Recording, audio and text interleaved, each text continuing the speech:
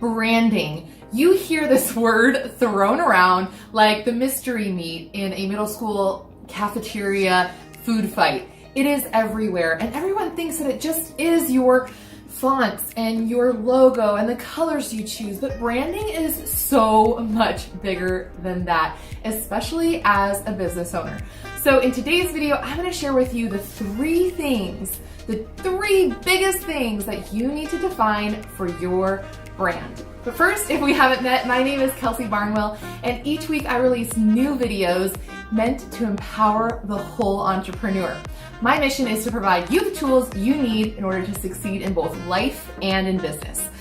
That is my goal, that is my hope, and that is what we're going to get into today, branding and the three things you need to do. Let's get into it.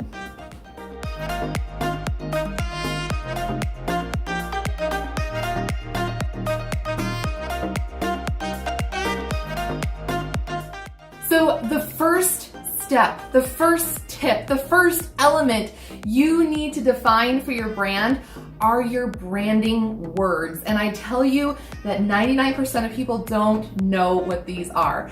Basically, branding words are just 3 to 5 words or phrases that define, that anchor your brand. They are the things that are the foundation of everything that you do, and they create a consistency within your brand so your clients, your audience, your prospective ideal client will know what to expect from you.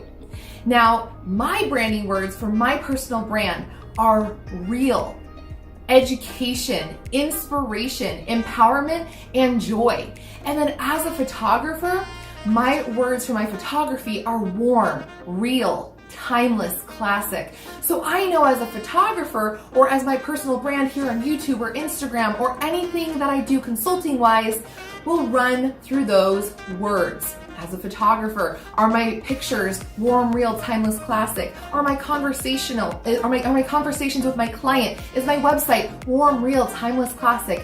Everything that you do is anchored to these words. So think about, as you're defining it, what type of experience do you want your clients to have before, during, and after their experience with you? What type of feelings do you want them to feel when they're looking at you on social media? How do you want them to feel after they've experienced your product or service? That is what you need to figure out for your branding words. They are huge and the most important, but also the most overlooked element of branding.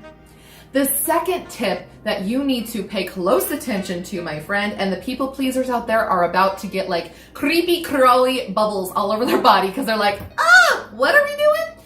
And that is to define your audience. Hey, sweetie, I got a news alert, like telegram arriving right now for you.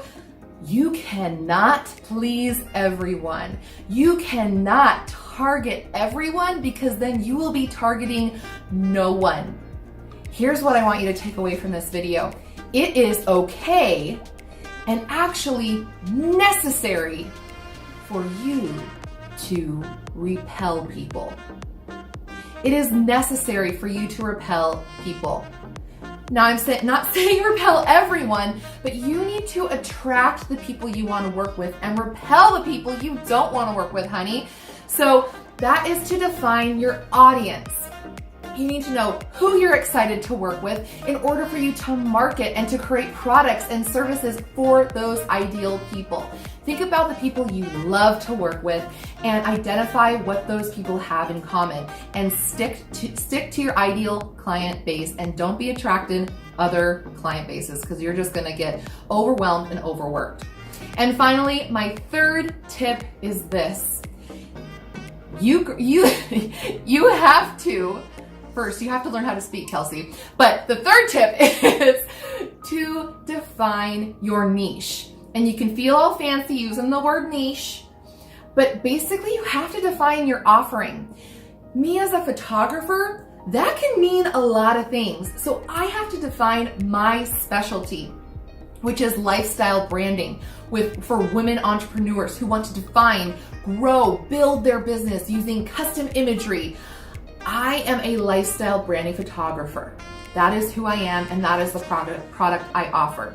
The biggest thing you have to remember with defining your niche is that you can only be good at one or two things. You can be an expert, you can have an excellence at one or two things.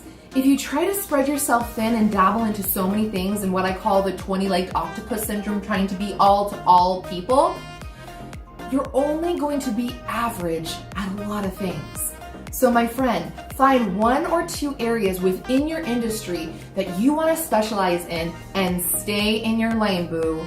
Stay in your lane, become an expert, and rock your niche, okay? So that's what I've got for you guys.